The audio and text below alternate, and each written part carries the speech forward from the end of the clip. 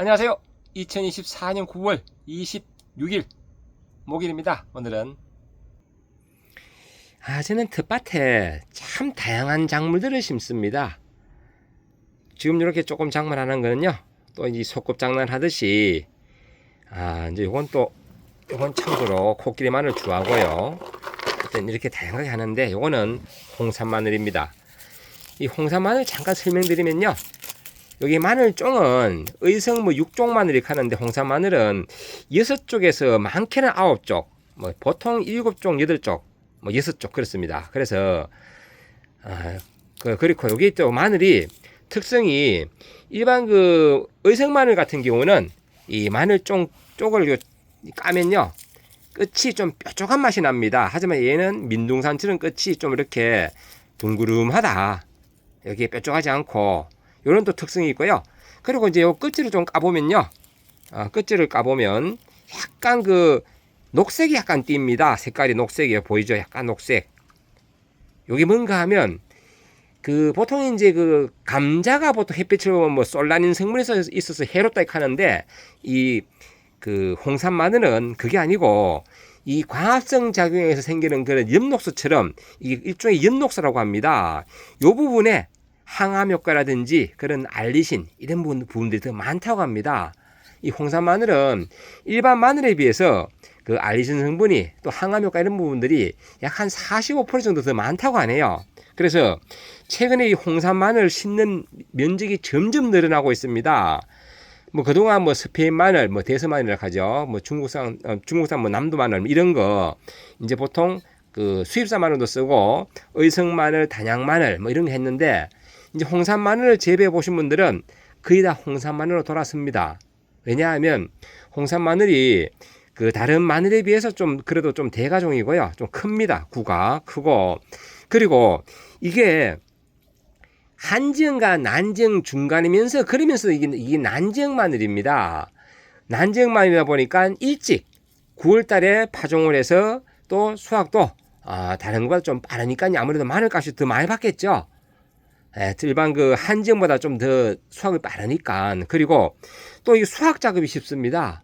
이게 한참 생육주에는 뿌리가 왕성한데, 이제 위에 이제 이런 마늘 줄기가 잎이 어느 정도 마르면 뿌리도 같이 마릅니다. 그래서 뿌리가 좀 일정 부분 마른 상태가 돼가지고 이 마늘을 한 개씩 안 뽑고 2개씩 잡고 뽑아도 뽑힌다. 그 정도로 수확이 쉽다. 또 쉬운 게 뭔가 하면, 이 홍산 마늘은 이 마늘종을 나중에 뽑을 때 일반 다른 마늘은 잘 안 뽑힙니다. 마늘종이. 근데 홍산 마늘은 다른 마늘에 비해서 마늘종도 쉽게 뽑힌다. 그리고 그 마늘종도 다른 마늘에 비해서 더 맛이 좋다. 그래서 최근에 홍산 마늘 키워보신 분들은 대부분 다 홍산 마늘로 전환했는데요. 저는 사실 마늘을 많이 심지는 않습니다. 왜냐하면 마늘은 전문 농가가 재배한 거 그냥 사 먹는 게 편하더라고요. 왜냐하면 바짝만 하고 또 심고 뽑고 건조하고 이런 과정들이 저는 이 계산이 안 나오더라고요. 그래서 저는 마늘 대부분 사 먹고 몇 포기 정도만 심어 가지고 제가 심은 거 이제 고기 구워 먹고 이럴 때 마늘 까 가지고 썰어서 이제 고기 구울 때 먹는다든지 이런 거. 그래서 저는 마늘은 한 접 정도 그래만 쓰면 됩니다. 많이는 필요 없어요. 왜? 대부분의 김장을 한다든지 이런 거 할 때는 저는 마늘을 사 먹습니다. 그게 훨씬 싸게 치더라고요. 그리고 저는 또 이제 이렇게 홍산 마늘도 심어보고요. 또 다른 마늘이 좋다 하면 또 궁금해서 또 심어봅니다. 저는 참 이게 좀 어떻게 보면 이게 좋은 건지 나쁜 건지 몰라도 어떤 작목에 대해서 궁금하면 쭉 심어보는 그런 특성이 있습니다. 그래서 진짜 다양하게 제한 작물은 대부분 다 심어보고 키워봤습니다. 이 역시나 홍산 마늘도 그렇게 해주시면 되고요. 혹시나 텃밭에 홍산 마늘 재배하신 분들은요, 제가 하는 거 같이 따라 하시면 되겠습니다. 먼저 이렇게 마늘을 쫙 까고요. 여기 지금 하나 까니까 요건 6톨이네요. 6톨. 이렇게 6톨 깨고, 보시다시피 끝이 좀 뾰족하지 않다. 그리고 대부분 이것도 한 6개 되겠네. 빡빡이 6개네요. 이렇게 이제 마늘을 까가지고, 이렇게 마늘 쪼개가지고 까는 게 아니라 쪼개가지고, 저는 양이 안 많기 때문에 이렇게 PT병 자른 겁니다. 여기에도 100개는 충분히 들어갑니다. 100개. 굳이 통제력이 할 것도 없어요. 이렇게 해서 조금 전에 이제 제가 코끼리 마늘 소독을 했거든요. 코끼리 마늘 이제 소독해가지고 1시간 지났기 때문에 그 물을 제가 비워낼 겁니다. 그 물을 비워내는데 그 물을 버리지 않고 저는 재활용을 한다. 보여드릴게요. 여기 지금 코끼리 마늘 제가 지금 이제 그 종구를 제가 소독을 했습니다. 해가지고 이 물을 안 버리고 재활용합니다. 재활용해도 됩니다.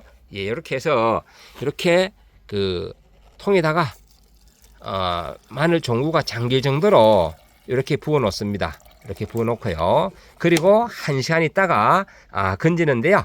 이 참고로 이 물은 뭘 집어넣는가 하면요. 제가 쪽파하고 코끼리 마늘 소독할 때 보여드렸는데요. 혹시 참고 바랍니다. 이렇게 상공 배노람 여기 500백입니다. 물 한 말에 40g요. 그리고 요거는 제가 물 한 2리터를 제가 희석을 했는데요. 물 2리터 되면 4g. 그리고 스미초는 1100입니다. 1100이면 물 한 말에 20ml. 그리고 물 2리터에는 2ml입니다. 찔끔. 예, 그렇게 해서 요거는 이제 뿌리 응이라든지 이런 것 때문에 제가 넣었고요. 요거는 기본적으로 흑색 썩은 균핵병이라든지 이런 것 때문에 제가 희석을 한 겁니다. 이렇게 희석해서 이제 이렇게 1시간 나왔다 사용하면 되고요. 그리고 제가 씻는 방법 제가 설명드릴게요. 요거는 제가 일단은 바로 소독하겠지만 우선 보여만 드릴게요. 잠깐만요. 이거 소독했다 하고 할게요.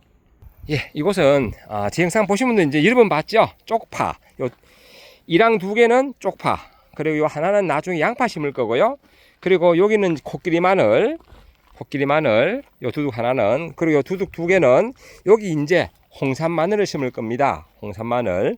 예, 지난해는 제가 여기에다가는 코끼리 마늘 주화를 심었었죠. 예, 그런데 올해는 홍산 마늘을 심을 거고요. 이렇게 해서 참고로 이렇게 이제 요 구멍은 원래 천공되어 있는 게 아니고요. 역시나 제가 여러 번 설명드렸는데 이렇게 부탄가스통을 안 쓰는 다 사용한 거를요. 끝부분 잘라낼 부분을 호미를 콕 찍으면 가스가 빠져나갑니다. 그리고 나서 가위로 이렇게 자르면 됩니다. 가위로 그래 잘라가지고 원래 길었는데 자꾸 자르다 보니까 이게 하다 보면 되게 무디집니다. 그래서 이렇게 골프장 거리네 홀 빼는 것처럼 이렇게 해서 싹 빼면요. 여기 이제 비닐은 제거하고요. 이렇게 하면 구멍이 나고요. 여기에 보통 이렇게 하면요. 흙도 딸려 올라옵니다. 여기 이런 식으로 딱 골프장처럼 딸려 올라오고요. 밑에가 혹시나 흙이 좀 단단하다. 그럼 이렇게 딸려오는 흙을 한번 톡톡 털면 이 부분이 심을 부분이 부드러워집니다. 이렇게 오래 전에 작업을 해가지고 비닐을 구멍 뚫어보니까 바닥이 좀 딱딱하다. 그러면 좀 깊게 해서 빼면 또 흙까지 같이 올라오기 때문에 그런 식으로 활용하면 되고요. 예, 이건 제가 하는 방법이고요. 그리고 이제 심는 방법은요. 이게 이제 홍산 마늘은 2015년도 농촌진흥청에서 개발한 거거든요. 개발하면서 남도 난지형, 한지형 같이 겸해서 만든 그런 중간형인데요.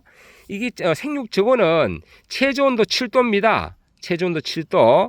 그리고 생육 저온을 보면요. 7도부터 25도 보면 됩니다. 25도 이상 되면 이게 생장이 멈춥니다. 반대로 말하면 금년 같은 폭염에 엄청 더웠잖아요. 33도, 35도. 자, 이 난지형은 9월 중순에 9월 초에 심어도 된다 하더라고 심어버리면요. 온도가 엄청나게 뜨겁고 특히 비닐 안에는 거의 40도 이상 됩니다. 그런 상태에서 마늘을 심게 되면요. 스스로 영양분만 도로 손실이 생깁니다. 너무 뜨거우니까. 그래서 생육도 멈추고 그렇기 때문에 이제는 최고 온도가 지금 오늘은 28도입니다. 어제 27도, 이제 내일부터는 26도, 25도까지 떨어진다고 합니다. 그러니까 이제 오늘 심으면 적당할 것 같아요. 시간이 지금 오후 3시니까요. 이제 적당할 것 같습니다. 심을 때는 이렇게 이제 마늘은 이렇게 콩 밀어 넣으면 대충 한 5 내지 6cm 들어갑니다. 들어가고 복토가 여기에 흙이 대략 한 3cm 정도 이렇게 이 정도로 되면 여기 이제 정상적으로 심긴 겁니다. 그리고 나는 우리 지역은 춥다. 그러면 마늘이 특히 이제 홍산 마늘은 싹이 자라고 난 다음에 겨울에 월동을 하거든요. 그때 흙을 좀 보충하든지 흙을 아니면 흙하고 환기하고 섞은 걸 보충하든지 뭐 상토를 보충하든지 아니면 그리고도 이제 그 흰색 부직포, 예, 부직포를 한번 덮어주시면 그러면 이제 그 이 마늘이 월동하는데 큰 문제가 없습니다. 그리고 아무래도 이런 이제 난지형 같은 경우는요, 그 이제 부직포를 한번 덮어주면 해가지고 훨씬 봄에 해동하고 난 다음에 보면요 생육이 훨씬 좋습니다. 예, 그렇게 이해하시면 되고요. 자, 보기만 봐도 끝이 뾰족한 건 아니죠. 예, 몽땅합니다. 하여튼 이 트레이드 마크는요 윗부분을 살짝 까보면요 홍산 마늘의 특징은 약간 푸른 맛이 난다. 예, 엽록소, 즉 엽록소가 뭔가 하면 이런 겁니다. 식물이 광합성 작용을 해서 만든 푸른 색깔, 그게 엽록소거든요. 뭐 그런 것 때문에 여기 마늘은 이게 인경이잖아요. 인경, 비늘 줄기. 그렇게 이게 일종의 보면 하나의 잎입니다. 잎. 예, 줄기 잎이거든요. 그래서 그 부분이 좀 파랗다. 그거는 아주 파란 건 아니고요. 파란 듯한 그런 느낌. 그게 트레이드 마크인데요. 예, 그게 이제 홍산 마늘 특징이다. 그리고 생육이 좋고, 이제 이게 그 문제되는 해충, 병해충은요, 뭐 해충은 그냥 뭐 고자리, 파리, 뭐, 그리고 뿌리 영양은 다 똑같이 이제 백화과장으로 있는 거고요. 문제되는 병은 녹병에 조금 약하답니다. 녹병. 그러니까, 녹병 같은 경우는 이제 마늘에 양파에 뭐 녹인병도 4월달, 5월달에 집중 방지를 해야 되고, 그리고 마늘도 그 당시에 쪽파도 마찬가지고 이제 그때 녹병이 좀 오잖아요. 파도 녹병이 오고, 그러니까 특히 그 비가 4월달에 많이 온다. 그러면 집중적으로 녹병은 좀 방지해 주시고 그러면 됩니다. 저는 이 텃밭에 여기 마늘, 코끼리 마늘, 양파, 쪽파를 심기 때문에 특히 양파는 그 녹균병을 또 집중적으로 방지해 줘야 되거든요. 그래서 녹균병, 녹병 같이 겸하는 그런 약을 저는 또 방지해 주기 때문에 키우는 데는 큰 문제가 없을 것입니다. 그리고 이 비료 준비는요, 기본적으로 마늘은 비료를 좋아합니다. 좋아하기 때문에 밑거름 해주시고요. 그리고 웃거름을 한 2번 정도 해주셔야 됩니다. 그건 제가 나중에 직접 그 웃거름 하는 방법, 그리고 또 어느 정도 생육이 자라고 나면요, 웃거름 뿌리기보다도 물비를 넣어서 뭐 텃밭에 키우는 방법, 이런 것도 가르쳐 드리겠습니다. 참고로 저는 분명히 대농은 아니고 텃밭이라 말씀드릴 거예요. 혹시 대농하신 분들 그냥 참고만 하시면 됩니다. 마늘의 특색이 그런가 보다. 그리고 최근에 우했던 간에 다른 품종이 나오기 전까지는 아마 이제 홍산 마늘이 대세가 아닐까, 그런 생각을 해봅니다. 왜냐하면 이게 또 저장성도 좋아요.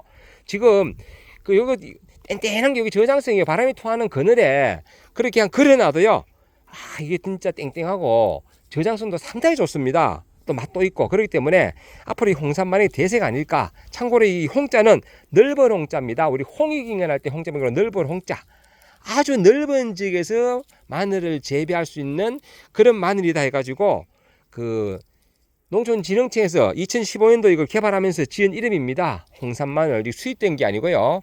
우리나라에서 자체 개발한 그런 품종이다. 그렇게 생각하시면 됩니다. 재래종은 아니고요. 재래종은 무슨 의성 마늘, 단양 마늘 이런 재래종들 있잖아요. 그거와 또 다르다. 하지만은 이게 앞으로 대세가 아닐까라는 생각합니다. 예, 늘 좋은 날 되시고 행복한 날 되시기 바랍니다. 감사합니다. 여기 인디언 감자가 있는데 꽃이 좀 피고 있는데 잠깐 꽃을 보여드릴까요? 인디언 감자꽃 안 보신 분 이렇게 생겼습니다. 인디언 감자 꽃 이렇게 줄기가 올라오고 꼭 요건 생육 후기 되면요 이렇게 꽃이 피더라고요. 이렇게. 예, 멋진 날 되십시오. 감사합니다.